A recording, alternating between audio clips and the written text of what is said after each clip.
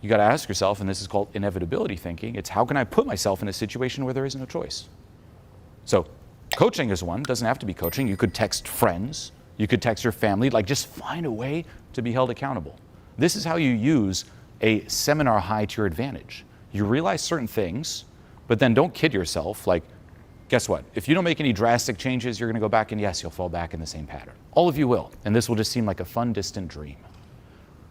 When you have this seminar high, don't try to maintain it. That's not the win. The win is, from this heightened perspective, what are changes that need to be made in your life and your current way of doing things?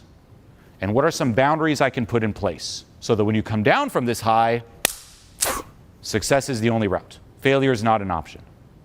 So that's what you got to start thinking. Okay, if I'm going to go back to my regular ways from this perspective, zooming out, seeing me, and knowing me better than I know anyone, how could I coach myself so that success is inevitable? How can I make it so that going back to the old way of doing things is impossible? Then you might give yourself, okay, well, I'm going to get some friends to hold me accountable. Okay, good. Think of it as like playing chess against yourself. There's one move. Knowing you, though, how are you going to weasel your way out of that? Oh, I'm probably going to come up with that excuse, or I'm probably going to do this. Okay, well, how would you counter that? How would you counter that? It's playing chess with yourself and checkmating yourself into success. So reflect on this as you sit down from this heightened sense. What boundaries can I put in place so that when I go back to my regular life, success is inevitable?